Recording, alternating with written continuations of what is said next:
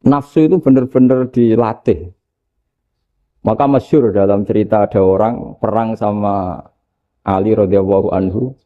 Ketika perang ini sangat semangat. Tapi ketika orang itu meludahi dan Sayyidina Ali ini tersinggung karena diludahi, Sayyidina Ali langsung angkat tangan. Sudah perangnya nggak usah diteruskan. Karena saya marah sama kamu sekarang demi nafsu. Karena kamu meludahi saya. Padahal saya tadi motifnya demi Allah dan Rasul.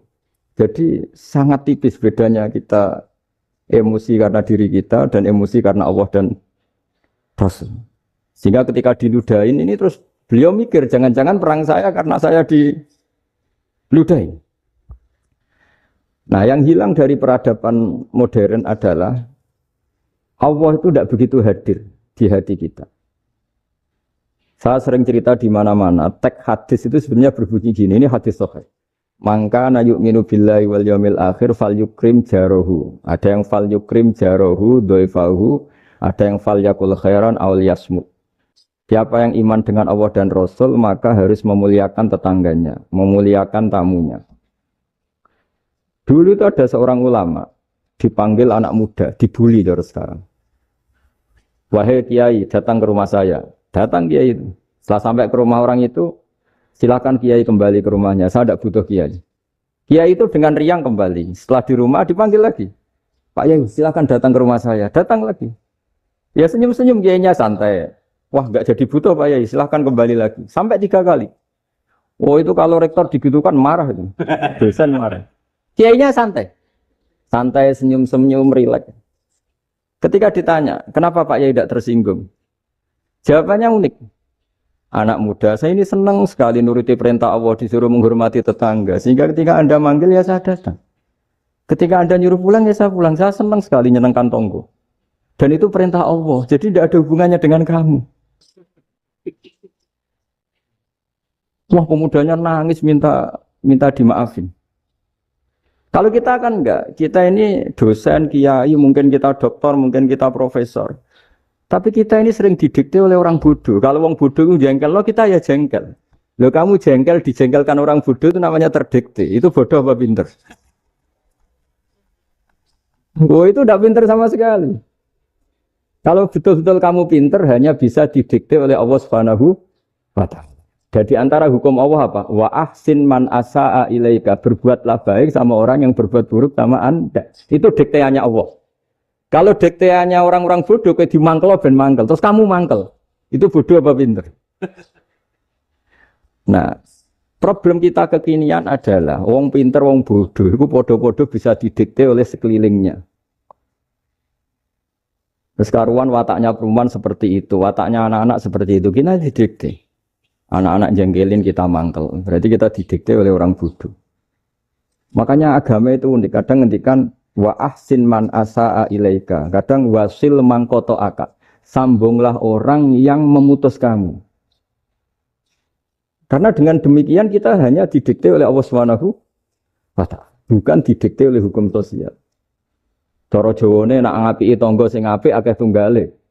Berbuat baik sama yang berbuat baik pada kita itu mbok orang fasik ya seperti itu, maling ya seperti itu, sama. Tapi kalau berbuat baik sama orang yang berbuat jelek sama kamu itu baru luar biasa. Dan memang teksnya hadis wa ahsin man asa'a ilaika. Berbuat baiklah sama orang berbuat buruk sama kamu.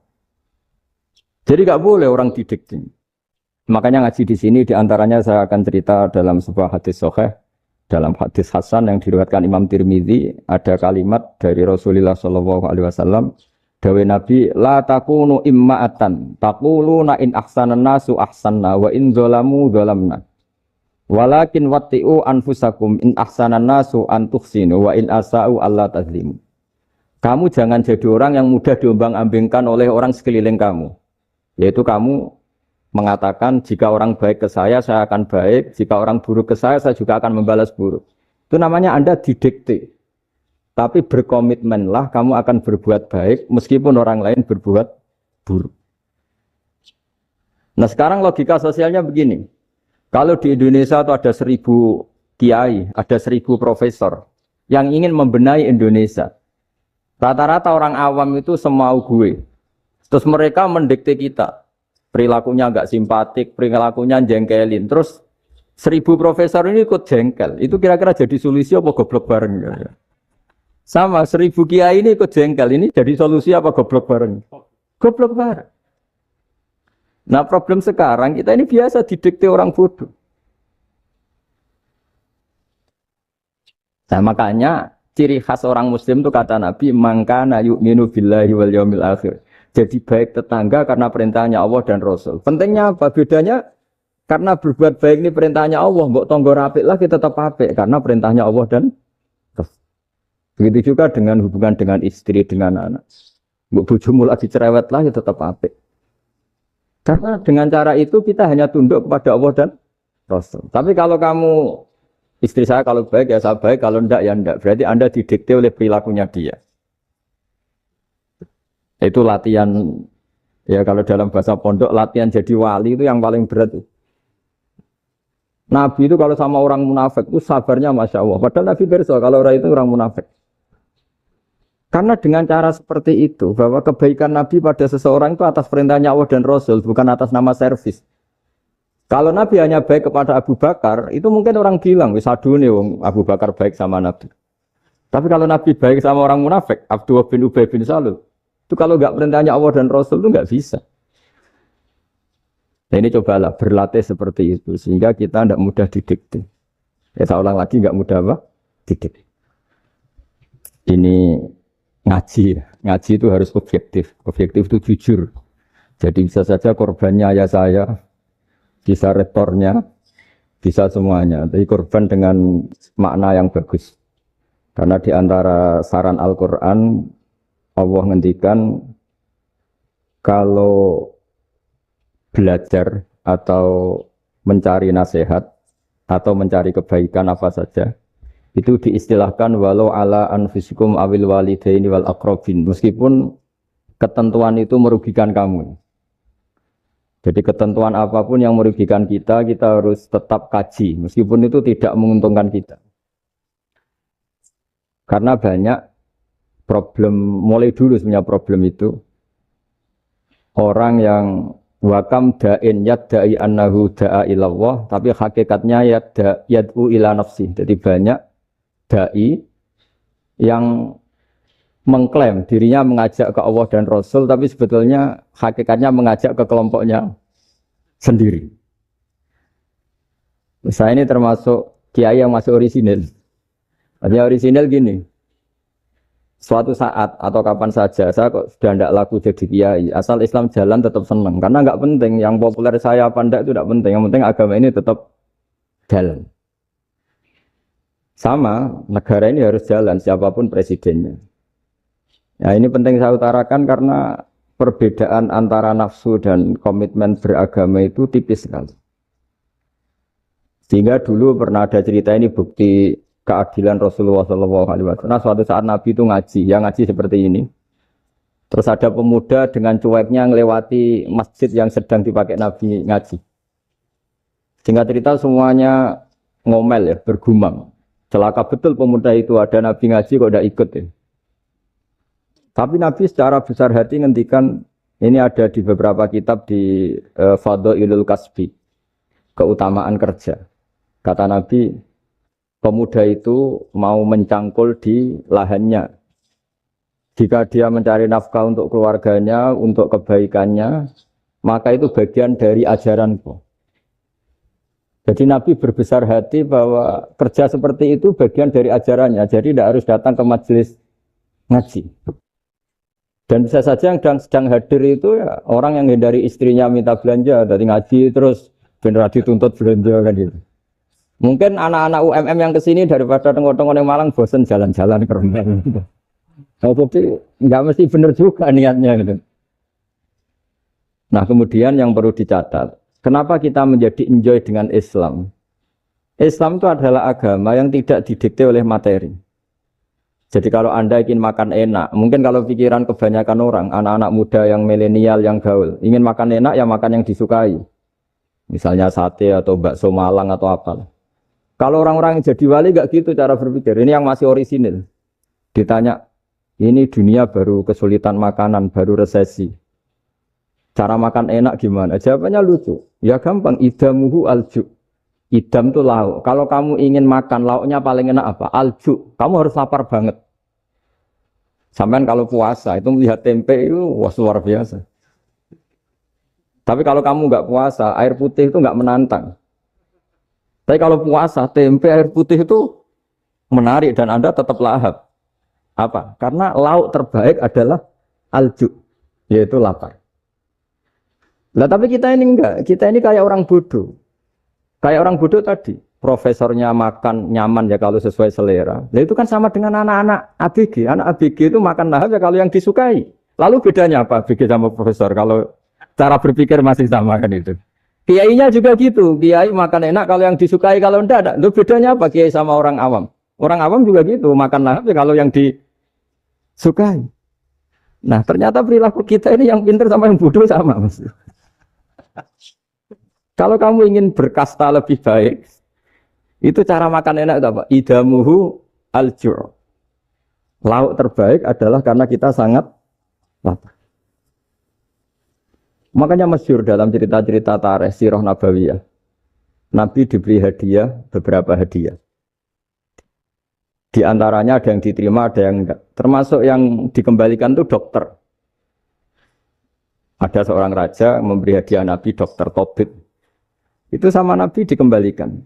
Karena dokter ini sudah lama kumpul Nabi itu nggak pernah sakit. Akhirnya dokter ini putus asa, ini nggak perlu diobatin. Ketika ditanya, kenapa ya Rasulullah engkau tidak pernah sakit? Karena kita ini kaum, kita ini komunitas masyarakat yang tidak akan makan kecuali lapar. Dan kalau sudah makan, berhenti sebelum kenyang. Jadi sederhana sekali pengobatan zaman Nabi. Sebagian besar penyakit itu pasti disebabkan kita ceroboh dalam hal makan. Sudah ngerti kalau durian masalah, kalau makan durian itu enggak kehitung gitu. Apalagi kalau gratisan itu tambah banyak. Gitu. Pola tidur juga gitu, kata Nabi. Dan kita tidak tidur kalau tidak sangat ngantuk. Nah, itu namanya orang-orang soleh yang sudah ada didikte materi. Kalau yang didikte materi kan bisa tidur nyenyak kalau kasurnya enak, AC gini-gini. Sebenarnya enggak, tidur enak itu ya kalau sangat ngantuk.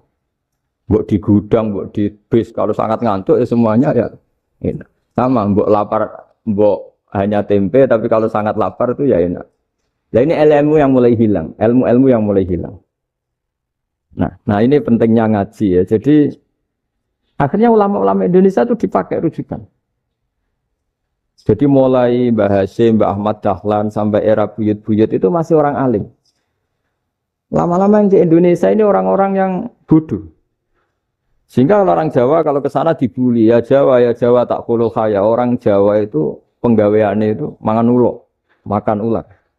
Karena belut itu kalau di kamus itu persis ular. Dulu itu kan kamus tidak full color. Gara-gara gak full color, gambar belut sama ular itu sama. Belut itu belut sama ular kalau nggak full color gambarnya sama apa enggak? Sama. Terus orang Jawa itu kan masih banyak yang makan bajing tupai. Bajing kalau digambar tidak full color sama dengan tikus. Gambar yang tidak warna. Hitam putih. Sehingga kita ini dibully pemakan tikus dan pemakan ular. Karena belut itu persis ular kalau digambar yang tidak full color. Sampai datang Syekhona Khalil, datang ulama. Ngarang kitab ya judulnya Al-Belut. Karena enggak terima bangsanya dinyek makan apa? Ular. Terus karang. Wal belut hayawanun bakhriyun terus ya isu fi kadza wa kadza. Itu beda dengan al-hayyah. Itu diterangkan. Mulai bisa nerima. Terus sistem hotel juga gitu. Sampai tanyakan dalam sejarah dulu orang Sedayu ada namanya Syekh Mukhtar. Syekh Mukhtar bukan bikin rumah besar yang siapapun orang Indonesia haji itu nempat di sana. Nah ini yang menginspirasi akhirnya ada hotel. Dulu Syekh Mukhtar hanya menyediakan untuk hujat-hujat Indonesia. Lama-lama jadi hotel. Cara ibadah juga gitu. Kita ini kan, saya ini punya bapak kiai, mbah kiai. Punya guru yang sangat alim ya seorang kiai Kiai Memun.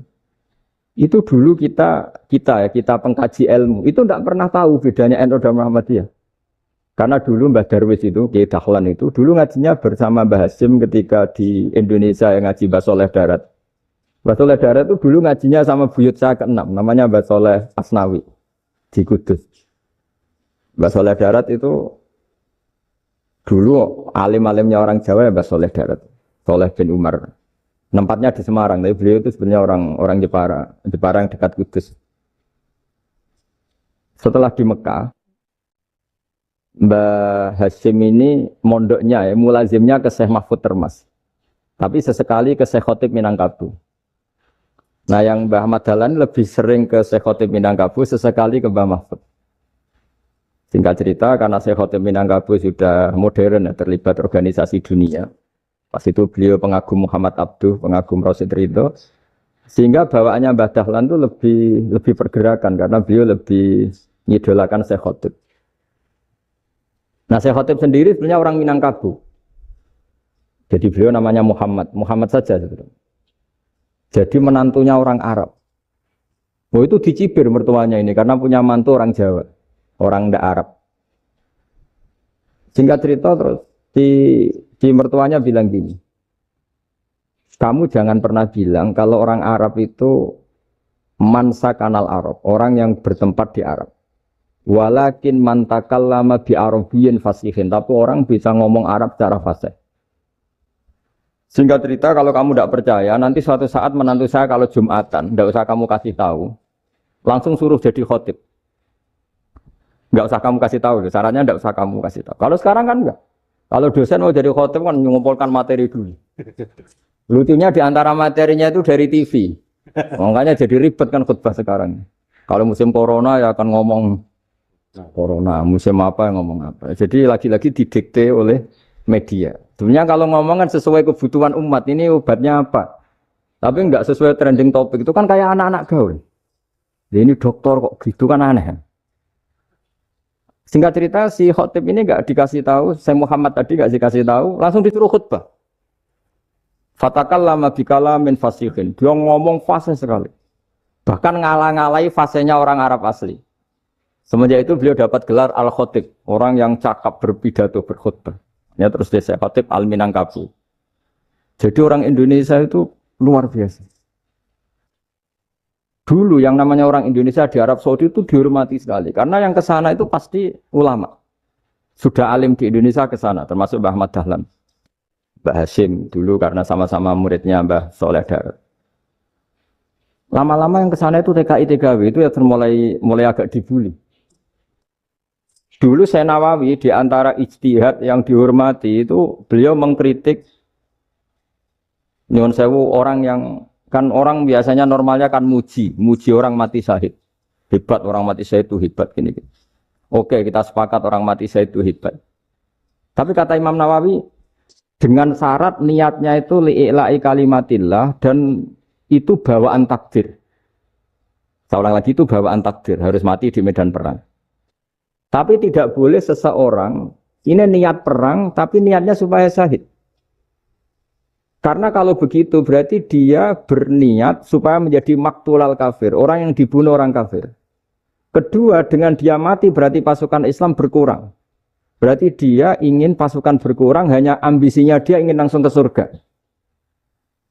Misalnya pasukan orang Islam itu 10, orang kafir 10. Kalau kamu ingin syahid berarti mati 1 kan, tinggal 9 kan.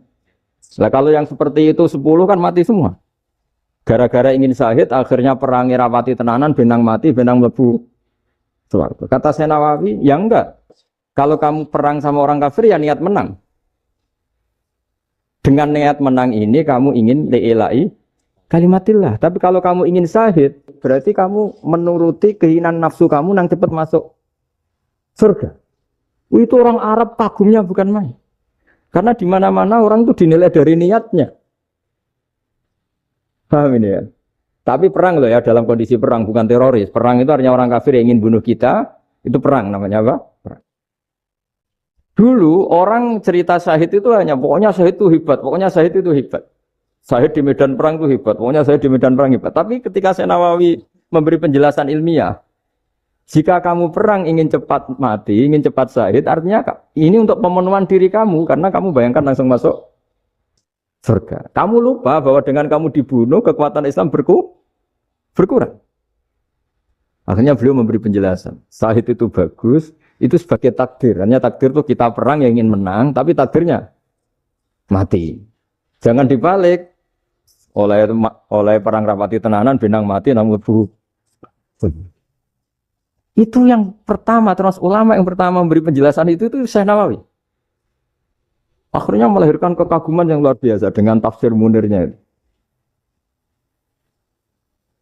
Terus beliau itu orang yang rileks kalau menjelaskan ilmu. Ini ya juga guru-gurunya Mbah Hasyim, Mbah Guru sama Mbah Hasyim, sama Mbah Ahmad Dahlan Syekh Nawawi. Jadi dulu yang alim di Arab itu ada Syekh Nawawi, ada Syekh Khotib Minangkabau, ada Syekh Bakir Jogja, ada Syekh Mahfud Termas. Itu orang Indonesia banyak sekali yang alim. Bahkan di antaranya yang dikagumi Al-Azhar itu juga orang Indonesia, nama Syekh Abdul Manan, itu mbahnya Syekh Mahfud Termas. Itu pertama ada duta besar Indonesia di Mesir, itu termasuk barokahnya Mbak Abdul Manan tadi, itu juga orang Indonesia. Jadi pemahaman ulama Indonesia itu khas, termasuk ketika memaknai apa?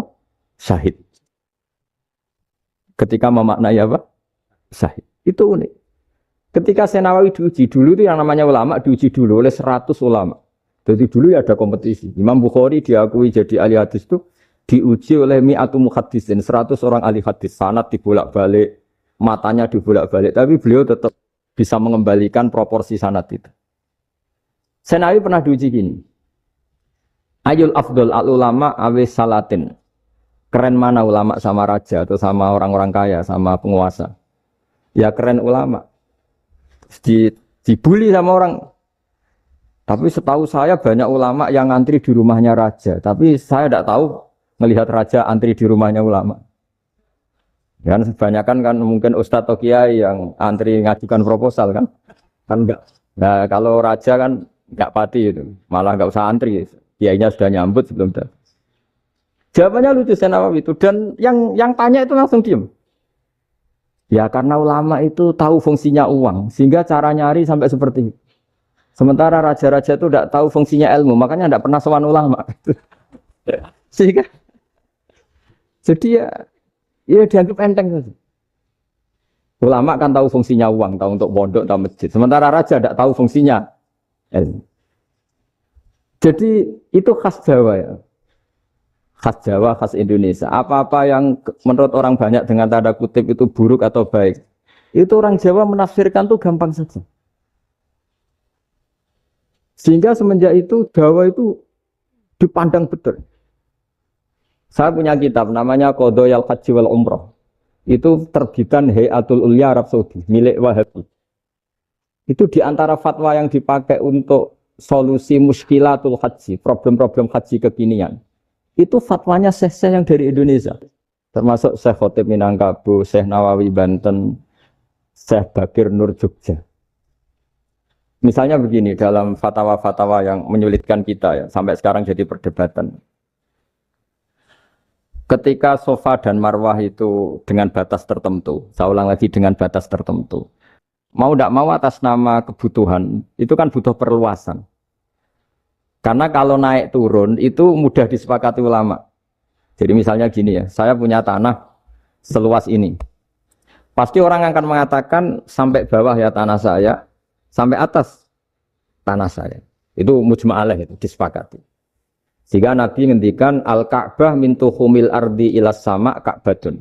Ka'bah sampai ujung bumi, sampai ke aras semuanya Ka'bah. Sehingga ada perdebatan ulama ketika Masjid Haram di tingkat, kemudian yang di atas sholat. Tetap dia menghadap Ka'bah. Tidak harus dulu melihat di bawah, enggak. Karena Ka'bah sampai langit, sama, tanah Anda kamu tingkat sampai 10, enggak ada tetangga protes. Karena bawah sampai atas tanah Anda. Tapi kalau diperluas, tanah Anda kamu luaskan setengah meter saja atau 3 cm saja, iso geger mbek tonggo. Karena di mana-mana batas itu ya tadi. Kalau atas bawah miliknya, kalau samping enggak. Pertanyaannya, perluasan Mina itu ke samping. Perluasannya matof, yang mas'ah, itu juga ke samping. Geger kan ulama dunia. Bagaimana hukumnya mina jadid? Mina yang diperbarui atau mina yang diperluas. Itu diantara rujukan baik yang membolehkan maupun yang menentang.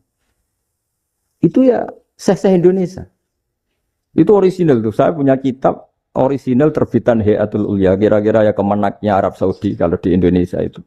Itu yang dirujuk Dawei Syekh Nawawi, Dawei Syekh Khatib Minangkabau. Karena apa? Ada logika khas Jawa. Misalnya begini. Meskipun saya tidak perlu fatwa Mina jadid sah apa enggak, memang jadi perkhilafan ulama. Misalnya kampung ini dinamai Mina. Pertanyaannya gini, tanah yang di samping ini bisa milik Anda apa enggak? Ya bisa Gus kalau dibeli atau dihibahkan.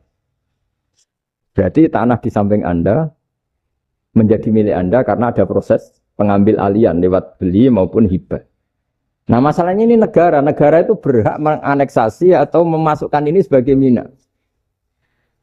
Itu ulama Jawa kalau ditanya, alasannya apa? Fa'innal muttasila bisek hukmu dzalika syek.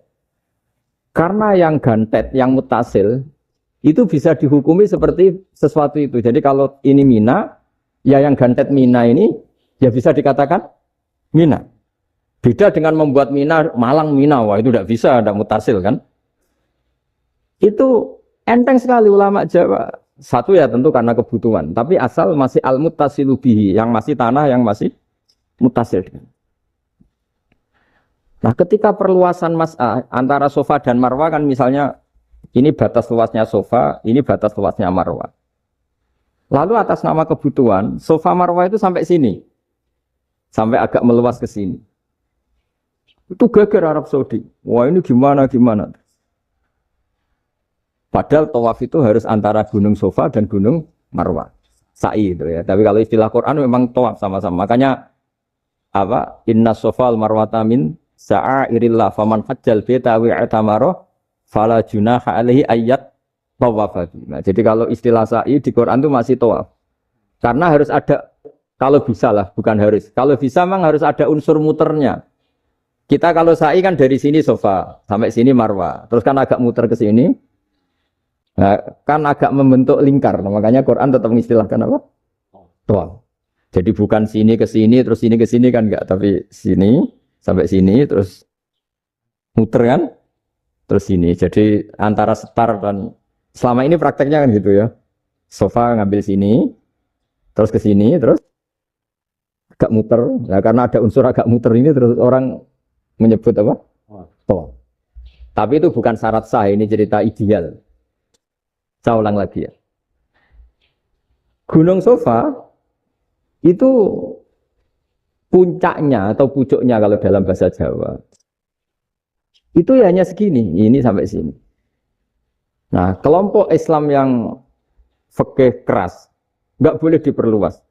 Karena Allah memilih tempat ini itu spesial, jadi nggak boleh ke yang lain.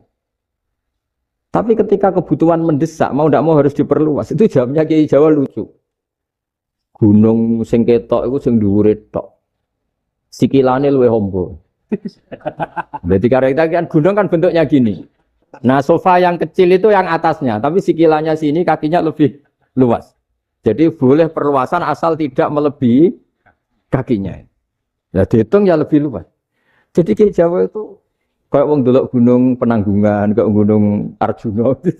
Di mana-mana puncak gunung itu lebih kecil timbang kakinya. Artinya diperluas ini bukan berarti tidak di sofa dan tidak di... Itu khas Kiai Jawa. Jadi jangan kira orang Jawa itu udah hebat-hebat sekali. Termasuk perkembangan hotel di Arab Saudi. Itu dulu sebelum ada hotel. Buyut saya kelima atau keenam dulu haji, namanya Badur Rahman. Itu kalau mau ingin apa ya, menghindari terik matahari itu masuk gua. Itu masuk gua itu hanya separuh badan, kakinya di luar. Jadi jangan bayangkan kalau gua di Indonesia kayak gua Akbar di Tuban orang bisa masuk jalan-jalan, enggak. Gua di Arab itu kayak cepitan batu, tidak sampai masuk. Sehingga kepalanya dimasukkan, kakinya masih kena matahari. Saking panasnya Arab Saudi. Sehingga dalam bayangan hijrah ketika Nabi bersembunyi di gua apa? Sur, itu kata Abu Bakar, kalau orang kafir melihat kakinya pasti melihat kita karena nggak bisa masuk penuh. Jadi orang itu mau dempes tok. Sehingga ya kira-kira luasnya gua ya paling segini. Makanya guyonannya kiai-kiai itu untung nggak kayak gua Indonesia. Kalau kayak gua Indonesia laba-labanya capek karena luas kan. Jadi jangan bayangkan gua Arab tuh kayak gua Indonesia. Makanya bayangannya, andai kan orang tuh melihat ke bawah pasti melihat kita karena orangnya nggak bisa masuk penuh, nggak bisa masuk 100%. Ya kayak cepitan batu lah mirip. Itu kan mirip Gunung Uhud. Gunung Uhud kata Rasulullah nanti kalau kamu perang itu di atas, menang atau kalah di atas. Musuh biar di bawah. Dengan di atas kamu bisa mana? Jangan bayangkan kayak Gunung Merapi, kayak Gunung Penanggungan. Lah kalau Gunung Penanggungan mana ke bawah yang leyang kan? Jadi gunung di Arab itu kayak bukit. Ya sampean pernah kan ke Uhud itu ya sama ini aja tinggi ini kan? Nah ini yang mulai ada mis. Makanya nerjemah itu susah di Indonesia. Karena jabal itu udah harus tinggi. Kalau tinggi nggak bisa mana dari atas ke bawah kan nggak ngefek kan? Sampean kalau ke Uhud gunungnya pendek sekali sehingga yang mana dari atas ke bawah ya kalau kena musuh ya celaka karena memang dekat. Ya kalau gunung Indonesia mana dari atas ke bawah yang leyang nggak ngefek. Nah itu susahnya nerjemah bahasa Arab ke kita. Jadi apa ya? Transkrip itu nggak gampang karena ada pengertian yang beda. Kita kalau bilang gunung itu tinggi sekali. Sampai banyak mahasiswa tersesat ya saking tingginya. Kalau orang naik Uhud gak akan tersesat, wong ketok dari bawah itu. Nggak mau saya mau cerita. Kata Mbah Mun sering cerita. Kenapa wa ma arsalnaka illa rahmatan lil alamin, kata Mbah Mun. Allah itu pasti bikin ulama yang tidak produk Arab itu pasti ada. Kalau orang Arab jadi ulama wajar, bahasanya Arab, domisilinya di Arab. Tapi Allah akan selalu bikin ulama yang tidak bangsa Arab. Imam Ghazali itu Tus itu Persia. Imam Bukhari itu kira-kira kalau sekarang ikut Uzbek. Ya, Imam Bukhari itu kalau negara sekarang ikut mana? Uzbek. Kenapa demikian kata Mbah Mun? Karena Allah sudah ngendikan wa ma arsalnaka illa kafatan linnas. Manusia semua ini kena khitabnya Islam. Kalau tidak ada ulama yang dari berbagai negara, kesannya Islam itu hanya milik orang Arab Saudi. Makanya Allah selalu bikin ulama-ulama yang bahkan tidak Arab. Termasuk Imamul Muhaddisin, yaitu Imam Bukhari, itu orang Uzbek. Orang Rusia lah kalau sekarang ikut Uni Soviet dulu. Imam Ghazali itu orang Persia. Syekh Nawawi itu orang Banten. Karena Allah ingin memaklumatkan bahwa Islam ini untuk semua. Sehingga orang yang tidak Arab pun bisa belajar Islam. Yang alimnya itu nggak kalah sama orang apa? Arab. Makanya ini PR ya. Kalau Gus Dah Ploso nanti ngendikan suatu saat orang belajar Islam itu bahkan orang Arab pun bisa belajar ke Indonesia. Kalau orang Indonesia bisa alim betul kayak dulu. Sekarang banyak liga antar ulama. Itu orang Indonesia pasti masuk. Ulama-ulama top dunia itu pasti orang Indonesia banyak yang masuk. Karena tadi ketika orang Indonesia baca kitab, itu orang Arab itu kagum, kok bisa ada bahasanya baca secara benar. Bukan sekedar bisa baca secara benar. Karena memang dilatih sedemikian rupa di pondok-pondok. Makanya kita semua lah, yang alim di Indonesia itu kemana-mana ya pasti alim. Dulu putra Mbah Mun namanya Gus Zofur itu tahun pertama ya sudah the best di tahun pertama. Kalau tahun pertama the best-nya ilmunya bawaan dari sarang, dari keluarganya. Gus Najim mondok di Said Muhammad tahun pertama sudah dipuji sebagai yang teralim karena ya sanggup. Kalau dipujinya tahun ketiga, tahun keempat kan mungkin dapat dari sana. Ini tahun pertama. Saya ulang lagi tahun. Karena pengajaran di Indonesia itu luar biasa di pondok-pondok. Makanya kalau dalam anekdot pondok itu cerita-cerita lucu itu. Ada orang Jakarta ngaji, setelah di kelas itu pelengahan terus. Melihat jendela, lihat pintu terus. Lama-lama gurunya marah. Kamu diajarin kok ndak punya sopan, melihat pintu terus gak memperhatikan guru ya. Anak Betawinya jamnya lucu. Habis Pak Guru bohong. Kenapa ya? Kamu Pak Guru bilang Ja'a Zaidun, Zaid datang. Tak lihat gak ada yang datang. Setelah itu contoh nasab kan ro'a itu Zaidan. Saya melihat Zaid, saya gak melihat Zaid. Contoh ketiga yang jar kan maror tu Zaidin. Saya berjalan ketemu Zaid. Pak Guru diam di situ gak jalan-jalan. Jadi saking detailnya Indonesia dia cari. Kalau rofa Ja'a Zaidun. Kalau nasab ro'a itu Zaidan. Kalau jar maror tu Zaidin. Nah si murid Betawi ini karena pertama sekolah, ngiranya gurunya itu cerita, Zaid datang. Makanya dia ngelihat pintu terus, mana katanya datang kok enggak datang-datang. Nah dengan latihan seperti itu, kemungkinan orang Indonesia salah itu kecil, karena memang dilatih betul. Saya ulang lagi, karena memang dilatih betul. Sehingga ketika orang Indonesia ini yang cerita seorang wartawan, ini kisah nyata. Kali ini tidak anekdot, kisah nyata. Ada wartawan internasional ngeliput Ramlah. Ramlah itu di Gaza, di Palestina. Wartawan Indonesia ini hanya bisa bahasa Inggris. Dijak ngomong bahasa Arab. Terus dia bilang saya tidak bisa. Saya tidak bisa. Saya bisanya ngomong Inggris. Tapi apa yang terjadi setelah sholat? Si Indonesia ini jadi imam pakai sholat jariah lagi. Baca bismillah benar, bismillahi jar karena mudhof ilaih. Terus ketika iktidal ya benar, Rabbana lakal hamdu mil'us samawati wa mil'ul ardi benar. Ketika tahiyat ya benar, at-tahiyatul mubarakatuh sholawat. Sama orang Arab ini diagumi. Orang Arab kalau senang orang itu dicium. Kamu tawaduk, sebenarnya kamu itu ahli bahasa Arab.